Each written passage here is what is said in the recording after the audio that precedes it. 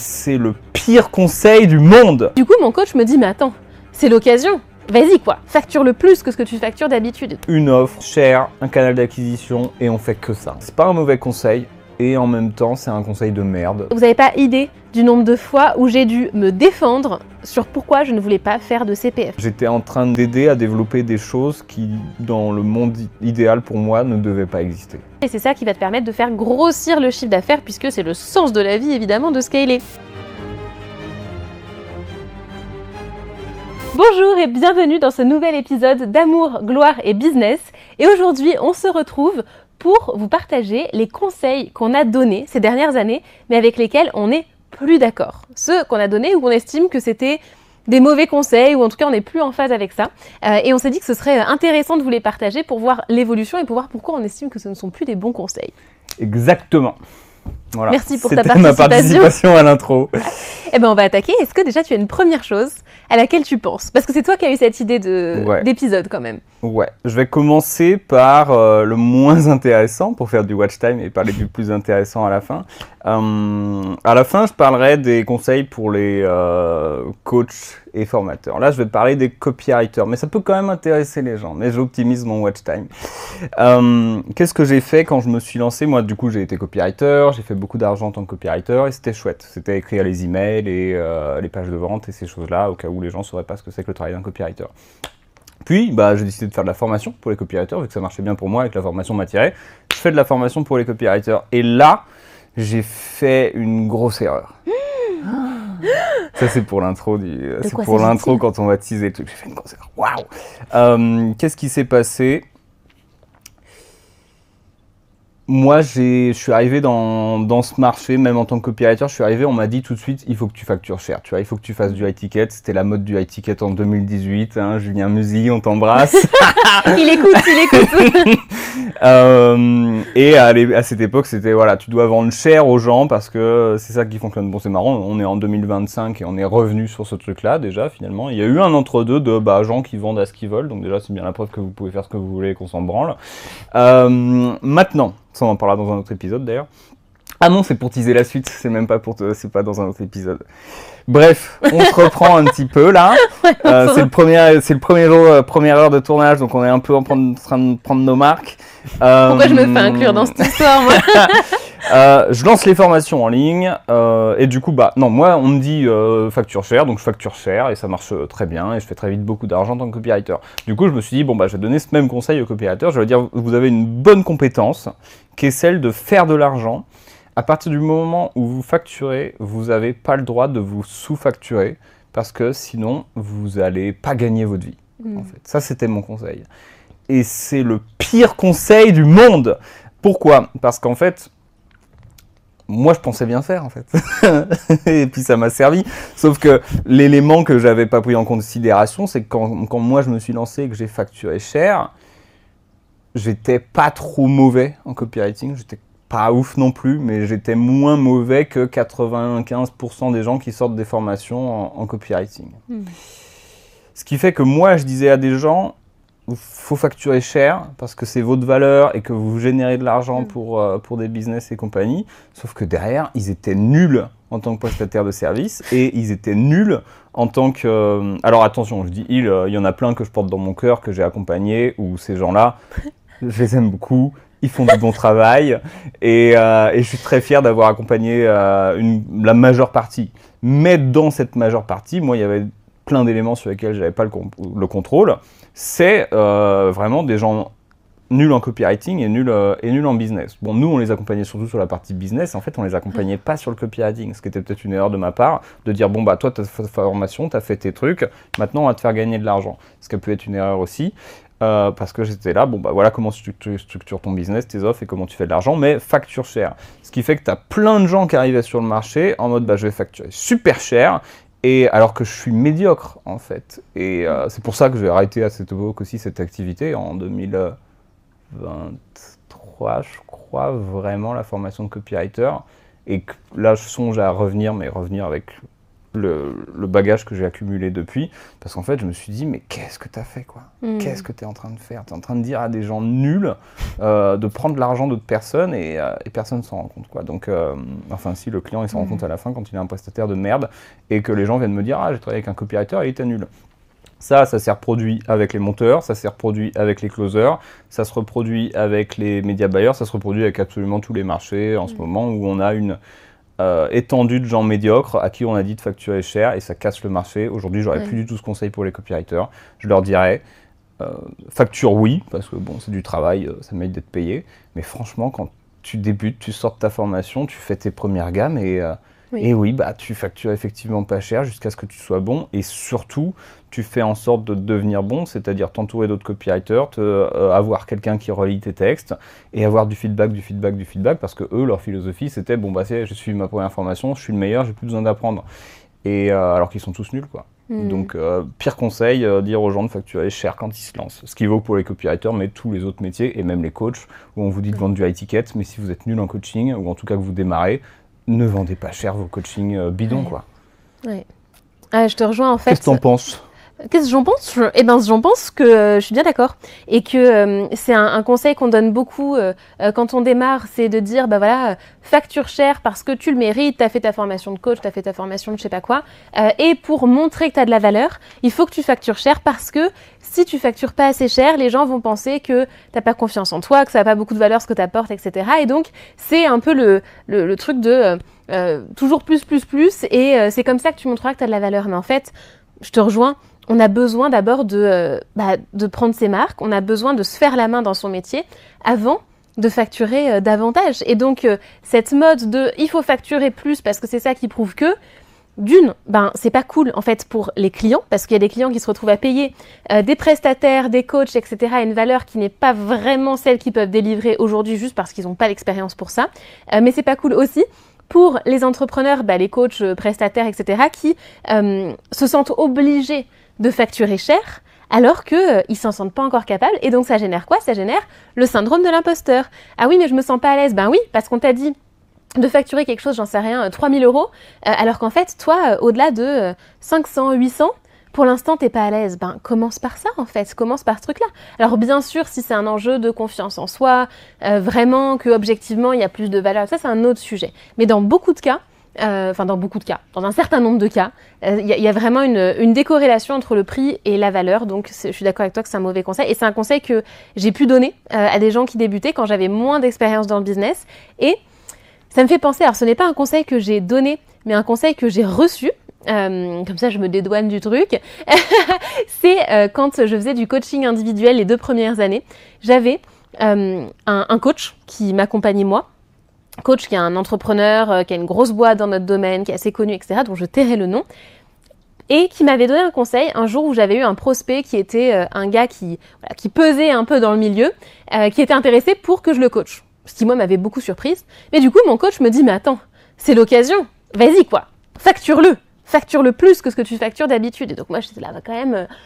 C'est pas mes prix en fait à la base cette histoire. Elle me dit ouais mais en fait le gars réfléchit par rapport à ce qu'il fait déjà dans sa vie et dans son business, il va pouvoir gagner beaucoup plus parce qu'il part de plus loin. Tu rigoles parce que je pense que tu sais à quoi je fais référence. Non mais je pense que je vois de qui tu parles. On taira le nom. Julien Musy. Non, le pauvre. Mais donc mais c'est l'occasion en fait. Le gars il a de l'argent donc facture le plus cher mais non, en fait, donc je l'ai fait en plus. Moi, j'ai suivi le conseil parce que ce coach, plus d'expérience, plus d'ancienneté, je me suis dit, il doit avoir raison, c'est des peurs, c'est du syndrome de l'imposteur, on y va, on se challenge. Mais en fait, avec le recul, ça s'appelle juste facturer à la tête du client. Et je ne suis pas du tout en phase avec le fait d'avoir fait ça à cette époque-là. Alors, ça faisait même moins de 2 ans que j'étais entrepreneur et tout ça. Donc, c'était nouveau. Puis, il y a le côté figure d'autorité. Et je pense que ça, c'est aussi un des risques quand on a mis un coach ou un mentor sur un piédestal, c'est qu'il peut nous donner un peu n'importe quel conseil, pas forcément éthique en plus en l'occurrence, et on va l'appliquer parce qu'on se dit il doit avoir raison, c'est moi qui n'y comprends rien. Et non, en fait, il faut garder son esprit critique là-dessus. Donc voilà, je te rejoins sur cette histoire de toujours chercher à facturer plus, c'est pas forcément une bonne chose. Très bien. C'est un peu le Far West à l'époque. Hein. Oui. Aujourd'hui, c'est un marché qui s'est beaucoup plus développé, clairement. Mais du coup, il y a encore de tout. Et on pourra en faire un épisode aussi là-dessus sur le marché de l'infoprenariat aujourd'hui. Bien sur celui-là. À toi? J'ai autre chose, alors qui n'a plus rien à voir avec ce sujet-là. Ni avec le coaching, ni avec le business. Une fois, j'ai dit à ma mère c'est pas le sujet. Mauvais conseil, écoute, une crème jeunesse qui finalement n'était pas adaptée. Non. Autre mauvais conseil que j'ai... Alors, conseil, oui, et discours que j'ai tenu avec lequel je ne suis plus en phase aujourd'hui, c'est lorsque je développais ma première entreprise Postadem, où c'était donc une entreprise qui était basée sur une marque et pas sur mon personal branding. Donc, on savait que c'était Charlotte de Postadem et tout ça, je me cachais pas, mais je mettais pas mon branding perso en avant à fond. Peut-être la première année, mais c'était pas ce que je développais. Et du coup, j'ai construit cette entreprise de façon à ce que ça puisse se passer de mon image à moi et qu'en fait, la boîte puisse tourner en mon absence sans que j'ai besoin de mettre des photos de moi, de faire des stories de moi, etc. Et donc, par exemple, il y avait des formations qui étaient créées par des formateurs externes. Les publicités, il y en a où il y avait mon visage, mais de moins en moins. Il y en avait de plus en plus où c'était du texte ou d'autres personnes, ou voilà. Et du coup, qu'est-ce que je faisais? C'est que je prêchais la bonne parole en disant, voilà, c'est ce qu'il faut faire. Il faut avoir une entreprise qui est décorrélée et une image qui est décorrélée de nous parce que ça a plein d'avantages. Ça permet de pouvoir en fait quitter le business si on en a envie. Bon, c'est ce que j'ai fait vu que j'ai vendu l'entreprise. C'est grâce à ça, hein, certes, mais ça permet de partir. Ça permet que ça repose pas que sur nous et donc de pouvoir déléguer davantage, de pouvoir bosser moins. Ça permet d'avoir aussi une valorisation de l'entreprise en dehors de nous, donc c'est beaucoup plus sécurisant. Ça permet en fait d'avoir plus de sécurité et plus de liberté. En tout cas, c'était mon point de vue là-dessus. Et c'est vrai. Mais il y a aussi des inconvénients dont j'avais pas forcément conscience et que j'ai compris aussi après coup. Donc, je crache pas du tout sur ce que j'ai fait et ça m'a apporté énormément. Par contre, il faut avoir conscience que décorréler son image de son business, ça permet pas du coup de surfer sur les avantages du personal branding. Et les avantages du personal branding, c'est quoi? C'est que quand tu fais une story face cam et que c'est ton image, ça vend plus parce qu'il y a la connexion, il y a le lien avec l'audience parce que c'est toi. Ça permet aussi, quand on a du personal branding, de capitaliser sur notre image perso. Et donc, même si un jour on pivote, on propose de nouveaux produits, de nouvelles offres, on change de business, etc., les gens vont continuer à suivre parce que c'est nous. Et donc, par exemple, Postadem, le fait quand même qu'il y a eu un peu mon image, ça m'a permis de récupérer quand même des gens qui ont continué à suivre sur mon nouveau business. Mais si j'avais eu zéro personal branding, j'aurais pas eu ça du tout et ça m'a quand même bien aidé pour recommencer, c'était quand même cool quoi, c'est un avantage aussi. Et si j'avais eu plus de personal branding, ça m'aurait permis d'avoir plus de monde qui m'aurait suivi après. Mais ça m'aurait pas permis de vendre l'entreprise. Donc comme dans tout, il y a des avantages et des inconvénients. Et je pense que c'est une des leçon de maturité à force avec le business, c'est que je pense que quand on démarre dans le business, on pense qu'il y a une façon de faire qui est meilleure que les autres. Ça c'est bien, ça c'est pas bien. Ceux qui font comme ça, ils ont tout compris. Ceux qui font comme ça, ils ont rien compris à la vie, au business, c'est des nuls. Et en fait, tu te rends compte, avec l'expérience, tu prends un petit peu en humilité parce que tu te prends un peu des revers et tu comprends des choses et tu vois des business models différents, tu suis d'autres personnes sur le marché, tu vois des gens sur le marché où, ça cartonnait une année et l'année d'après, ça se casse la figure. Donc, ça apprend en fait l'expérience. Et là, tu te rends compte que n'importe quelle stratégie, n'importe quelle décision, business model, tout ce que tu veux, va avoir du plus et du moins. Et en fait, c'est plutôt de se demander qu'est-ce que je veux à cette étape de ma vie, à cette étape de mon business, quel est le plus que je veux et avec quel moins je suis OK de dealer. Et là, au moins, on fait des choses qui sont beaucoup plus alignées et qui sont moins naïves en se disant c'est que comme ça que ça va marcher. Et c'est pour ça aussi qu'aujourd'hui dans ce que je fais, dans la façon dont j'accompagne mes clients, dans mes programmes, etc., c'est pas basé sur c'est telle méthode et telle stratégie que tu dois impérativement appliquer sinon tu vas échouer dans ta vie. C'est plutôt prends en compte qui tu es, où tu en es aujourd'hui, ce que tu veux, les paramètres de ton business, etc., pour choisir ce qui est le plus pertinent en connaissance de cause. Voilà, l'autre chose à laquelle je pense. Ça me parle. Qu'est-ce que t'en penses? Qu'est-ce que t'en penses? Qu'est-ce que j'en pense? J'en pense que c'était mon deuxième point. Je t'ai piqué ton truc. C'était mon deuxième point, donc j'ai plus rien à dire. Non, c'était mon deuxième point. Alors déjà, on va pas rentrer dans le conseil, comme tu disais, il y a... si, on va rentrer dans le conseil, je m'en bats les couilles. Allons-y. Comme tu disais, tout marche, quelque part.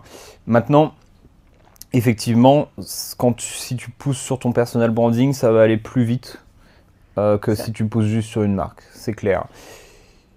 mon avis, c'est plus de pousser le personal branding et de créer des marques en fait autour de quand même la boîte. C'est-à-dire, tu as ta personal brand, tu as la boîte, ta personal brand au début, elle pousse la marque de la boîte. Peut-être que la marque va évoluer, mais c'est important quand même d'avoir une marque aussi autre pour aller faire d'autres choses et laisser le truc vivre. Parce que si ça dépend de toi et que ça te fait chier, après, tu peux pas le vendre, tu peux pas l'automatiser.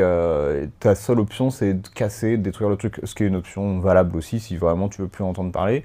Mais ça peut être intéressant de te dire, j'ai telle marque, je vais foutre quelqu'un qui va faire tourner telle marque et moi je peux envoyer du trafic dessus avec ma personal brand, mais c'est tout ce que ça implique. Moi, c'est un truc qui me parle aujourd'hui, par exemple. Maintenant, ton point, c'était mon deuxième point, ou le conseil sur lequel moi je veux revenir. Et là, il y en a du monde qui va être content de m'entendre ça, surtout les membres du mastermind. Je pense à une en particulier qui va me dire ok, est-ce que je peux faire un membership? Du coup, non, tu peux pas. Tu peux toujours pas. Mais peut-être que si, en fait. C'est quoi ce conseil? C'est que moi, je suis tombé dans la team de une offre, high ticket, un canal d'acquisition, de la pub. Bon, ça, je suis toujours assez en phase avec. Mais une offre, chère, un canal d'acquisition, et on fait que ça, en fait. Et on fait que ça, et on fait que ça, et on fait que ça. Et c'est pas un mauvais conseil. Et en même temps, c'est un conseil de merde, parce que c'est pas un conseil pour tout le monde, en fait. Moi, j'ai fait les deux. J'ai fait le membership. J'ai fait les petites offres, j'ai fait les grosses offres d'accompagnement, et l'année dernière, j'ai basculé sur, ok, je me concentre sur le mastermind, qui est un produit high ticket, avec un canal d'acquisition qui était Instagram et la pub. Et voilà, je crois qu'il n'y a pas d'autre... Non, c'est bon. Non, c'est ça. Et on se focus là-dessus. Au début, c'était cool, parce que c'est vrai que niveau charge mentale, tu dis, j'ai un truc à faire, ça va être chouette. Et finalement, au bout de 6 mois, j'étais là, putain, je dois faire des trucs qui me font chier, parce que c'est toujours les mêmes et c'est pas ce que j'ai envie, notamment des nouvelles pubs qui dépendent souvent d'un message ou d'un format qui me parle pas. Alors on pouvait quand même imaginer d'autres formats de pubs, mais à la fin, au début ça m'excitait et à la fin j'étais un peu là, putain, j'ai pas envie de les faire tes pubs. Et rester en fait sur une seule offre, moi c'est pas un truc qui forcément me fait délirer, même si je kiffe accompagner en fait les membres du mastermind, je kiffe le mastermind, mais il y a ce truc où tous les mois j'ai une nouvelle idée d'offre que j'ai envie de faire en fait. Et je veux dire, le truc fait partie de moi, et c'était plus un combat d'aller contre ça. Ouais. C'était un combat et il y avait plus de déplaisir que de plaisir en fait dans ce combat. C'était là, je peux pas le faire parce que je suis focus. Je peux pas le faire parce que je suis focus. Ouais, mais bon, je peux plus rien faire, je me fais chier en fait. Donc il y a ça, pour cette raison, je suis plutôt en phase avec un truc, un machin, parce que moi j'ai senti que ça m'allait pas et que petit à petit j'étais là, je m'ennuie en fait, et les choses que je dois faire ne me renouvellent pas personnellement, donc ça ne me correspond pas. Et j'ai beaucoup donné ce conseil, alors qu'en fait, j'ai envie de dire aux gens, voilà, il y a la voie rapide, qu'effectivement, tu as une petite audience, tu veux faire beaucoup d'argent, et vends cher. Effectivement, c'est le chemin le plus rapide. Fais une offre high ticket, alors au début, peut-être pas cher si tu n'as pas les compétences, et puis au fur et à mesure, voilà, vends cher, concentre-toi sur un truc, et peut-être, effectivement, essaye peut-être de faire 100 000 balles avec, tu peux. C'est un chemin qui va être rapide, c'est clair, qui va être peut-être partisan du moindre effort, peut-être au début. Au début, c'est moindre effort, et après c'est chiant en fait. C'est vraiment ça le truc. C'est que ça devient de plus en plus chiant. C'est ça un petit peu. C'est que ça te fait faire beaucoup d'argent très rapidement, mais ensuite pour continuer à faire tourner la chose, c'est un putain d'enfer quand t'es créatif en fait. Versus, t'aurais un autre chemin, et puis t'as des chemins hybrides, il y en a autant qu'il y a d'entrepreneurs, mais t'as un autre chemin qui serait... En fait, non, moi je vais faire des offres à 200-300 balles. Alors forcément, si tu as une petite audience, là ça va être long. Il va falloir beaucoup travailler, puisqu'il faut que tu fasses du contenu, il faut que tu fasses des produits, il faut que tu les vendes, donc tu fasses les emails. Mais à la fin, dans un an, tu as peut-être un parc de 50 produits à vendre, et tu n'as plus qu'à ramener du trafic dessus, et tu fais tourner. Et dès que tu as une nouvelle idée, tu fais un nouveau produit, une nouvelle offre, et tu tournes comme ça. Et finalement... ça bouge constamment dans ton business, et il y en a qui vont trouver ça chiant et il y en a qui vont se plaire là-dedans. Moi, je suis plus de ceux qui vont se plaire là-dedans. Et c'est un chemin aussi qui va être donc plus difficile au début, mais au bout d'un an, c'est plutôt cool parce que tu as tout un écosystème d'offres que tu peux faire tourner et qui est plutôt chouette aussi. Et ça peut devenir plus facile après, en fait. Peut-être, je sais pas. J'ai pas été non plus jusqu'à 50 offres. Tout ça pour dire que vous n'avez pas besoin d'être focus, une offre, un tunnel, un machin. Faites ce que vous voulez. Il y a des trucs qui marchent mieux que d'autres, il y a des trucs qui marchent plus vite que d'autres. Sauf que les trucs qui marchent mieux que d'autres, peut-être que ça correspond à un type de personne. Quand quelqu'un vous dit « Ouais, moi je fais 100K par mois avec mon business et j'ai structuré et compagnie », super. Sauf que si la personne, son truc, c'est justement, pardon pour mon langage, mais quelqu'un de chiant, pardon, hein. Mais moi ce que j'aime c'est me lever le matin, être dans des routines et compter mes sous et faire plus de sous, et je suis pas un créatif en fait, c'est des gens qui sont, ce qui existe, hein. Certains sont chiants, d'autres sont très intéressants. Ils se rattrapent, ils se rattrapent. Un peu des conclusions, mais voilà, les gens qui sont comme ça, ces cerveaux structurés de grind, voilà, on fait toujours tourner la même chose, on fait toujours tourner la même chose, on fait toujours tourner la même chose, et leur seul but dans la vie, c'est l'argent. Mais en fait, ces gens-là, c'est pas moi. Et c'est peut-être pas vous non plus. Et en fait, juste arrêtez de suivre les modèles de gens qui n'ont pas la vie que vous avez envie d'avoir, même si forcément dans leur marketing, ils vont vous vendre la vie de « Ah bah je bosse 1 heure le matin, et puis l'après-midi, je vais faire du padel, et puis je vais prendre des coups avec mes potes, et puis après... je vais jouer à Zelda, non ça c'est moi, pardon. Mais après voilà, je vais me détendre. Alors oui, sur le principe peut-être que la vie est cool, sauf qu'en fait ton taf est un putain d'ennui. Et votre vie professionnelle, c'est quand même potentiellement une grosse partie de votre vie. Donc si c'est un putain d'ennui pour vous, c'est peut-être pas la chose qu'il faut faire, même si derrière, vous pouvez effectivement chiller l'après-midi, faire des tennis et compagnie. Voilà. En fait, ça rejoint l'idée de pas faire un certain modèle parce que c'est ça qui marche, mais de vraiment se poser la question de pourquoi on le fait. Parce qu'effectivement, quand on applique la stratégie, le modèle, les conseils d'un coach business, d'un entrepreneur, en fait, on part du principe qu'on a les mêmes valeurs et les mêmes objectifs, sauf que c'est pas forcément le cas.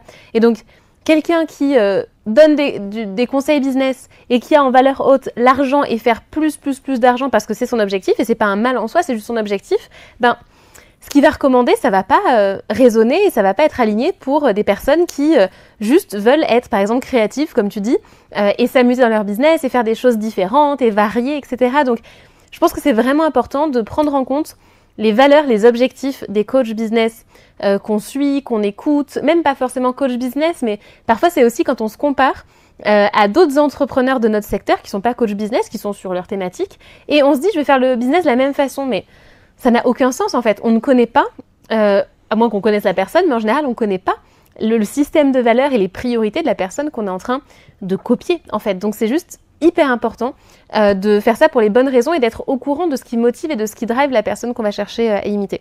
C'est ça. Donc je te rejoins complètement là-dessus, et tu vois, ça me fait penser à quelque chose quand tu dis toi t'étais de la team, je recommande le modèle avec l'offre unique, vraiment le système comme ça. Déjà j'aurais jamais pensé t'entendre un jour revenir sur ce modèle-là, donc comme quoi c'est intéressant, tu vois, cet épisode. Moi j'ai fait l'inverse parce que j'ai eu une période de ma vie et de mon business où je conseillais à tout le monde d'avoir un système dans lequel on a une multiplicité d'offres. Pas facile à dire.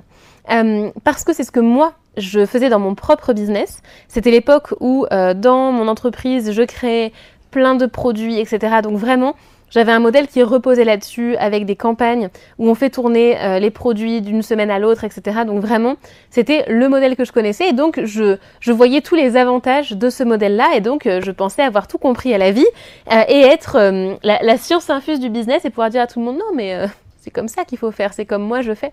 Sauf qu'en fait, donc je donnais ce conseil régulièrement à des amis, en mastermind, etc. Et comme j'étais très sûre de moi, les gens m'écoutaient en disant « Ouais, c'est vrai que c'est bien ce que tu dis, je devrais peut-être faire ça ». Donc ça fait douter les gens qui entendent ça.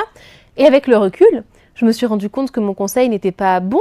Pas dans le sens où il est faux, parce que ce que je disais était vrai, était juste, et il y avait tous ces avantages-là. Mais il y avait aussi des inconvénients, et ça ne convient pas à tout le monde. Et je pense notamment à une amie à nous à qui j'avais recommandé mon système de catalogue d'offres, etc. justement pendant un mastermind. On avait passé 1 heure toutes les deux. Elle avait pris des notes et tout ça. J'avais tout transmis en mode coach business. Alors, j'étais pas coach business à l'époque, mais tout expliqué. Et en fait, aujourd'hui, elle fait 1 million d'euros de chiffre d'affaires avec pas du tout ce modèle-là. Au contraire, elle a une seule offre. Elle est vraiment sur ce modèle-là où elle a scalé une offre unique à étiquette et ça cartonne pour elle et ça lui convient très bien.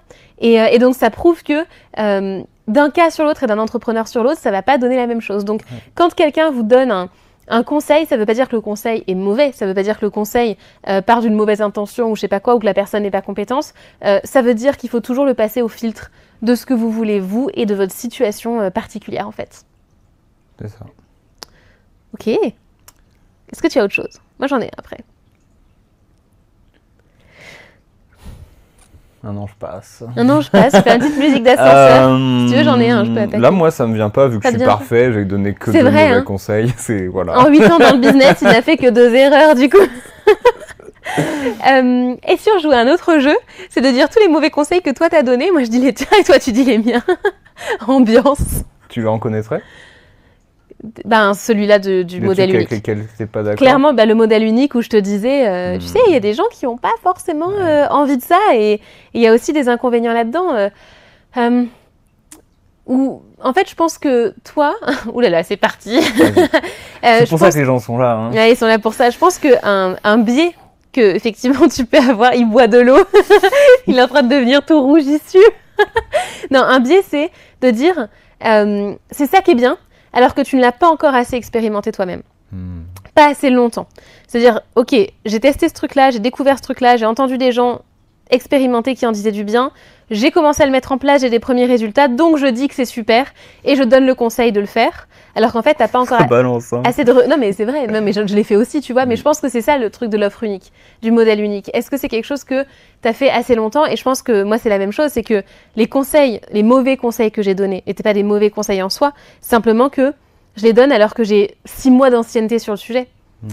1 an d'ancienneté sur le sujet. Et en fait, une stratégie, il faut juste voir avec le temps long. Tu vois, c'est comme le catalogue d'offres. Avec le temps long, j'ai pu voir les avantages et les inconvénients, en fait. Et ça, c'est un truc sur notre marché où on a beaucoup tendance à le faire. C'est que comme il faut aller vite, parler des dernières tendances, pouvoir faire des retours d'expérience, etc., on veut vite dire ce qu'on a appris des choses, alors qu'à un moment, faut qu'on ait un peu l'humilité de dire, ouais, ça fait 3 mois que je le fais, en fait, mon truc. C'est pour ça que j'aime bien suivre les entrepreneurs sur un temps long.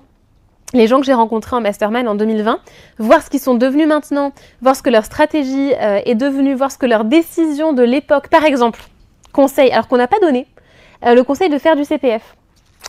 Conseil qu'on m'a énormément donné, vous n'avez pas idée du nombre de fois où j'ai dû me défendre sur pourquoi je ne voulais pas faire de CPF. Parce que comme j'avais un business dans la reconversion, évidemment, et d'ailleurs même pas que reconversion, le nombre de gens qui disaient faut faire du CPF, et Charlotte t'as rien compris, il faut être CPF et machin.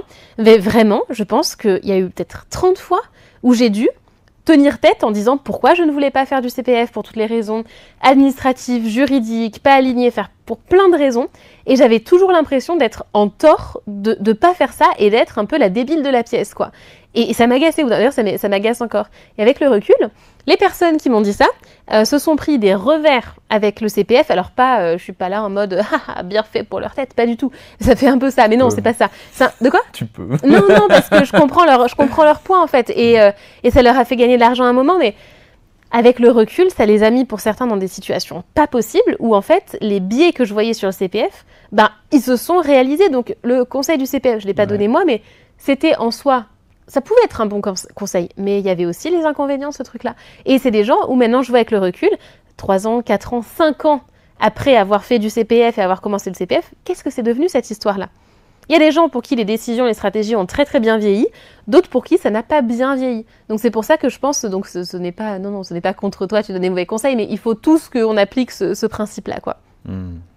Ça ne veut pas dire qu'on doit se taire tant qu'on n'a pas 3 ans d'ancienneté ou plus. Juste de dire, voilà, j'ai ça, mais on verra avec du recul ce que ça peut donner. Vas-y, dans l'autre sens, qu'est-ce que tu m'as entendu dire comme conseil? Où tu te dis, mauvaise idée. Ça me dit rien. Ça, c'est parce que je suis parfaite, ça, c'est pour ça. Ça me dit rien. Vraiment, je réfléchis, les conseils, on donne souvent les mêmes quand même. C'est vrai. t'es moins justement ferme que moi sur la question des modèles. Bah, maintenant je suis plus non plus, mais ça, non, franchement, là comme ça, il n'y a pas grand chose qui me vient. Par contre, il y a un truc qu'on a fait tous les deux. Ouh là là. Que moi, je m'efforce de ne plus faire et je casse des œufs. Toi, casse des œufs ouais, ça, je vais expliquer dans un instant. Le watch time, tout ça. Toi, peut-être aussi, peut-être pas, je sais pas, je suis pas assez dans ton business pour savoir ce qui se passe. Tu vas me dire ce que tu en penses. C'est pas un conseil que je donne, c'est un truc que je fais, que j'ai pu faire plutôt. Et parfois encore, je suis un peu là, j'hésite un peu parce que c'est pas non plus forcément à moi de dire ça, mais voilà, c'est un truc sur lequel je me pose des questions quand même. C'est quand t'as quelqu'un qui est client, qui est pas prospect. Quand quelqu'un est prospect, tu lui dis la vérité, tu ne mens pas. Quand quelqu'un est client et que tu te rends compte qu'il faut qu'elle arrête de faire ce qu'elle fait, cette personne en fait. Et moi, mon erreur parfois, c'est de m'être rendu compte trop tard. Mais bon, quand t'as pas toutes les informations, c'est pas évident de t'en rendre compte tout de suite, tout le temps non plus. Mais m'être rendu compte trop tard qu'il y a des gens, il faut juste qu'ils fassent pas ce qu'ils font, en fait. Et il faut leur dire, moi, les tout premiers consultings que j'ai vendus en 2020,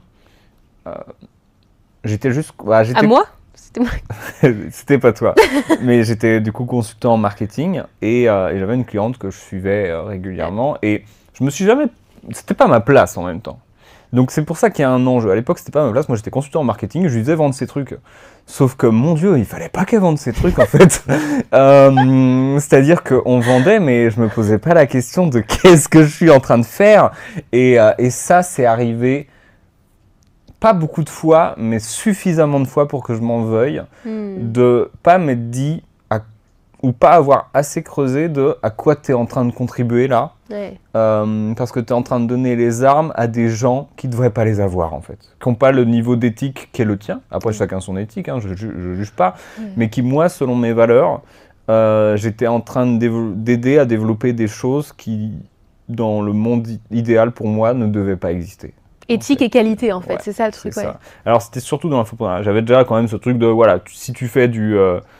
comment on appelle ça ? Si tu fais du dropshipping ou du MLM ou ces choses-là, les gens, là, c'était des prospects, ils allaient automatiquement se faire foutre. Mais quand c'était des coachs et des choses comme ça, et que je me rendais pas compte qu'ils étaient pas très très bons dans ce qu'ils faisaient en fait, mais que je contribuais quand même moi, en tant que consultant marketing et copywriter à vendre ça, ça me fait chier en fait à posteriori.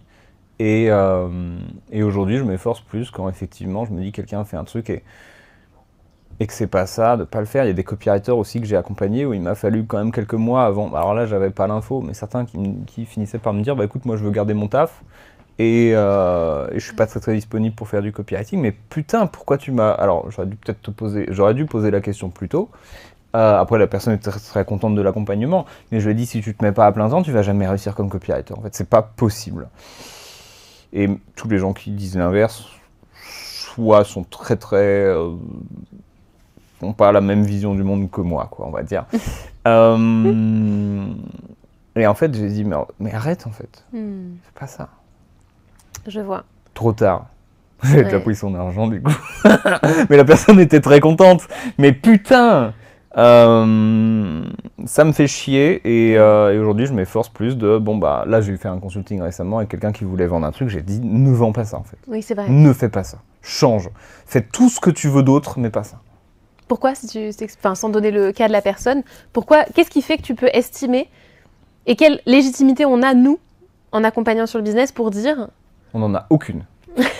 On n'en a aucune. C'est juste nous et notre éthique. De moi, quand j'ai quelqu'un... Alors bon, soit il y a un certain nombre de questions que tu peux poser pour te faire dire est-ce que tu es au bon endroit, genre dans la reconversion. Voilà, est-ce que tu es au bon endroit, tu n'es pas au bon endroit. Quand tu as quelqu'un qui a déjà qui veut développer X business, on va dire, et qui va résoudre chez les gens le problème que la personne elle-même n'a pas résolu, et ça peut être dans le business, ça peut être dans les relations. Tiens, je vais t'aider à trouver l'amour de ta vie, mais moi je galère avec dans mes relations depuis 5 ans, tu vois, par exemple.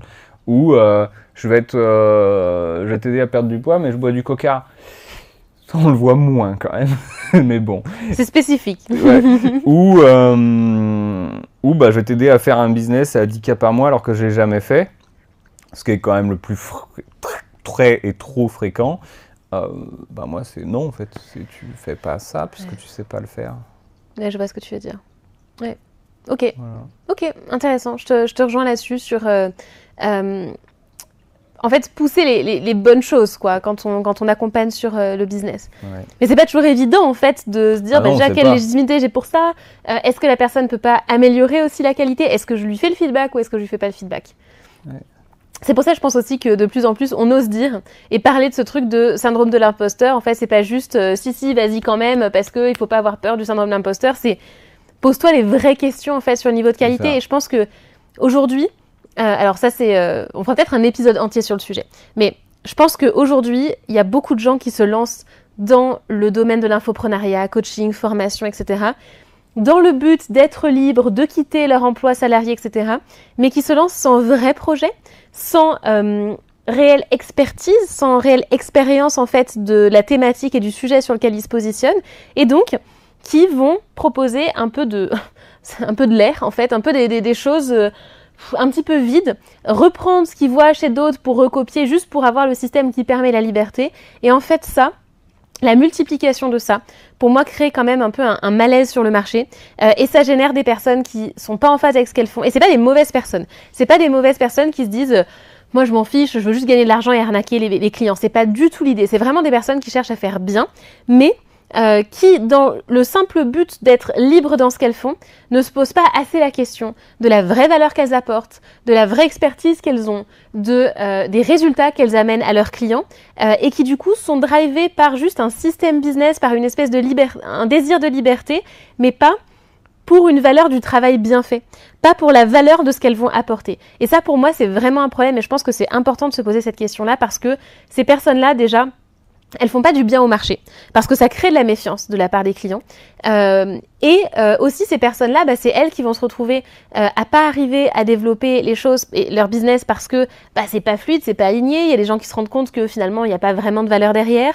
C'est des personnes qui vont être bloquées par le syndrome de l'imposteur et parfois qui ont raison d'être bloquées par ça. Donc ça fait du bien à personne cette histoire-là. Et je pense que quand on démarre un business, il faut vraiment se poser la question de, bien sûr, le mode de vie qu'on veut, la liberté, tout ça, c'est certain. Enfin, je suis la première à le prôner, mais il ne faut pas que ce soit assis sur du vent, en fait. Et je pense que notre rôle, quand on accompagne des entrepreneurs, c'est aussi de savoir faire prendre conscience de ça et le dire, bien sûr, avec bienveillance et avec humilité aussi, parce que qui on est aussi pour le dire, mais en tout cas, de faire germer cette petite graine dans l'esprit des personnes qui pourraient être concernées, quoi. Ouais. Ok. Tu vois autre chose? Pas là. Toi, t'as quelque chose? Moi, j'en ai un sur un tout autre sujet. Un conseil qui va peut-être te parler, que j'ai beaucoup entendu et que j'ai moi-même beaucoup répété parce que moi-même je l'ai appliqué, c'est de dire en fait, quand tu as un business de coaching, formation où tu es solo ou quasi solo, l'objectif c'est de le scaler, c'est de le faire grandir et donc pour ça, il faut que tu sortes de la livraison.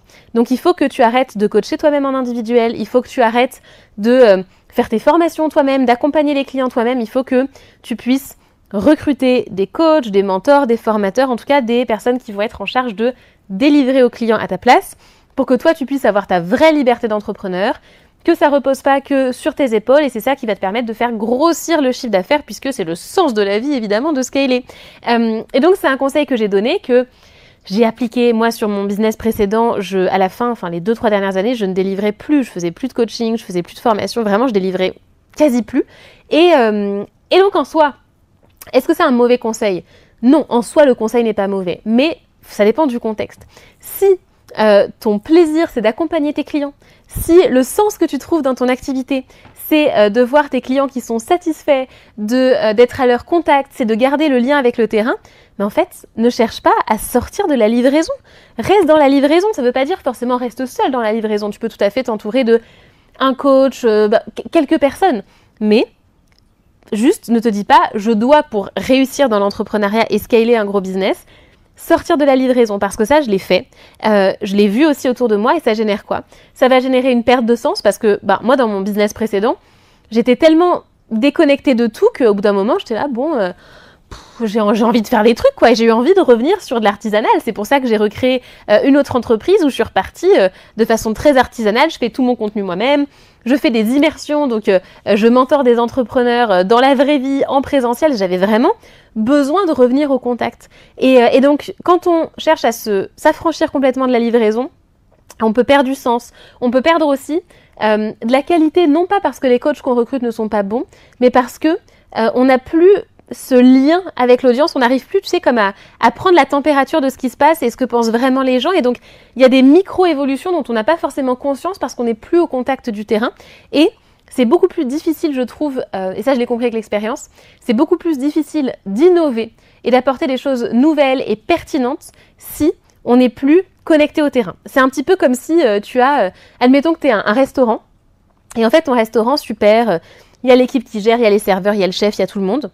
Et toi, t'es le restaurant, enfin t'es le propriétaire, et tu viens plus au restaurant en fait. Tu passes une fois tous les 36 du mois parce qu'il y a besoin de faire un entretien avec quelqu'un ou je sais pas quoi, et c'est tout. Et t'es plus dans ton restaurant. Qu'est-ce qui va se passer? C'est que les petits détails, tu vas plus les voir. Le service qui est un petit peu moins bien fait, la réaction d'un serveur avec un client, t'en as pas conscience. T'es pas au courant qu'il y a quelques clients qui sont des habitués qui reviennent et du coup, il n'y a pas de petit geste qui est fait pour eux. Donc finalement, ils se disent au bout d'un moment, bon, je suis pas servi comme un client régulier. C'est des petits trucs, mais qui font que, comme en tant que propriétaire, tu es déconnecté du terrain, t'arrives plus à être force de proposition. T'as plus tout ça et donc ton restaurant, il peut, c'est pas obligé, mais il peut potentiellement baisser un petit peu, hop, comme ça, comme ça, comme ça. Ou alors il va rester stable, voire grandir, mais toi, par contre, tu vas manquer de sens. Admettons, tu es propriétaire d'un super resto, puis tu es chez toi et finalement, tu n'as plus ce contact à la base. Pourquoi tu es devenu restaurateur? C'est pour servir les gens, c'est pour voir qu'ils sont contents, c'est pour être connecté à la cuisine et tout ça. Et dans notre business, c'est exactement la même chose. Si on est entièrement déconnecté du terrain, ça peut vraiment avoir des conséquences néfastes en fait sur le sens qu'on trouve et sur la qualité de ce qu'on fait. Donc ça, c'est un conseil que j'ai beaucoup donné, de complètement s'affranchir de la livraison, mais c'est pas un conseil que je redonnerai aujourd'hui. Une fois de plus, ça dépend de ce qu'on veut dans notre business et l'étape dans laquelle on est. Ouais. En tout cas, moi je sais qu'aujourd'hui, dans mon activité actuelle, j'ai pas pour projet de sortir intégralement de la livraison. Il y a peut-être des choses que je vais déléguer, j'y pense, on verra, chaque chose en son temps. Mais je sais que si j'en sors entièrement, ça va coincer. Qu'est-ce que t'en penses? Ça me parle. Ouais. Ça me parle. Voilà. D'accord. Je réfléchis à un truc en même temps. Vas-y, je regarde si j'avais d'autres choses. Non, ça me parle. Après, non, ça revient plus sur ce qu'on disait tout à l'heure, ou tu sais, ce que je t'ai dit, ou en revenant dessus, sur le fait de dire aux gens fais ou fais pas les choses. Et il y a vraiment cet enjeu de... Mais là, on s'écarte un peu du sujet. Mais c'est moi aussi qui projette mes propres exigences sur les gens. Donc peut-être que dans 6 mois, je te dirais, bon, bah, je vais encore donner un conseil de merde. Et ça va arriver. Hein. Vous allez donner des conseils de merde jusqu'à la fin de vos jours, en fait. Et si vous changez pas d'avis, il y a un problème, généralement. Et c'est vous. Hein. Donc, spoiler. Ce problème. Et sauf si vous êtes scientifique et que c'est une vérité mathématique, évidemment. Maintenant, au cas où on est de grands scientifiques qui écoutent Amour, Gloire et Business. Si on n'a pas de scientifiques dans la commu, The followers. Donc peut-être que je changerai d'avis dans 6 mois sur ce que j'ai dit tout à l'heure. Et malgré tout, il y a ce truc de... En fait, certes, c'est mon exigence, mais il y a aussi ce... Bon, tu promets quelque chose, ton objectif, c'est... Même si tu fais pas la meilleure prestation du monde, c'est de délivrer ta promesse. Et aujourd'hui, en fait, c'est normal que les gens fassent n'importe quoi, puisqu'on les matraque tellement de promesses over the top, que tout le monde passe dans la promesse over the top, et que plus personne peut respecter sa promesse, en fait. Et du coup, j'ai envie de dire, bah, faites des promesses moins fortes, sauf que ça vend pas. Voilà, c'est ma réflexion. On est sur une équation mathématique insoluble, insolvable. C'est ça. Mais ça nous fera un autre sujet. Ouais. Ça nous fera un autre sujet. Je pense qu'on est pas mal pour cet épisode-là. Je pense que ouais. C'est une bonne conclusion ce que tu viens de dire ici. Et c'est, tu sais, il n'y a que les imbéciles qui ne changent pas d'avis. Je pense qu'on est là-dessus. Et c'est aussi pour ça que c'est chouette, je pense, de suivre les gens sur le long terme. Donc suivez-nous sur le long terme. Non, mais parce que tu vois aussi l'évolution de la posture, l'évolution des convictions, etc. Et ça, c'est super intéressant aussi à aller regarder, en fait. Ça fait notre culture business au global, quoi. Top. Tu vois une autre conclusion ou pas? Non, c'était une très très belle conclusion. Il n'y a que les cons qui ne changent pas d'avis, donc changez d'avis. Eh ben, je crois que c'est l'heure du call to action. T'es le chef des call Oh to action. putain, On en a j'ai pas oublié fait pendant le tout call to l'épisode. Waouh. Dis donc, j'ai pas respecté mon cahier des charges. Ouais, mais c'est bon, on a perdu tout le monde. Donc, ceux qui restent, merci d'être encore là parce que tout le monde s'est barré. Là, il y a plus que vous et nous. Est-ce que vous voulez qu'on continue un peu juste pour vous ou pas? Qu'est-ce qui va se passer? Est-ce qu'il y a un truc secret? Est-ce que pour ceux qui sont non, je sais pas, j'improvise. 5 étoiles sur Apple Podcast, un petit commentaire, ça fait toujours plaisir et on vous embrasse. On lit tous vos commentaires et on s'en sert pour les prochains épisodes d'ailleurs. Donc C'est allez-y. vrai. Hein. Quand vous avez des idées, des remarques, on répond pas. Faut reconnaître qu'on n'est pas très bon pour répondre. Je crois qu'il y en a plein auxquels on n'a pas répondu. On mais par répond contre, juste pas. C'est pas qu'on n'est pas bon, c'est on ne répond pas. En fait. on répond pas. Parce Mais on les qu'on- lit tous. on a chacun notre chaîne YouTube et c'est sur une autre chaîne YouTube. C'est Après, vrai. moi, on peut pas répondre sur Apple Podcast. Par contre, sur YouTube, si vous mettez un commentaire, on le lit, Ah, ça ça, nous c'est sûr. touche. On se dit qu'on va faire du contenu avec, donc ça va être répondu d'une manière ou d'une autre. Ouais. Mais on répond pas sur YouTube parce qu'en fait, on poste et c'est même pas nous qui postons d'ailleurs. Et on vient jamais sur la chaîne YouTube, Ouais. ce qui fait qu'on voit jamais. Enfin, on voit les commentaires depuis nos chaînes, mais on n'y répond pas depuis nos chaînes. Complexe hein, cette histoire. Bref, on s'en fout. Tout ça pour dire, on est là, on vous lit, On vous lit. continuez. Ça c'est sûr. Posez vos questions, on peut faire des épisodes de réaction là-dessus et ça c'est chouette. Et restez comme vous êtes. Bisous. Bisous.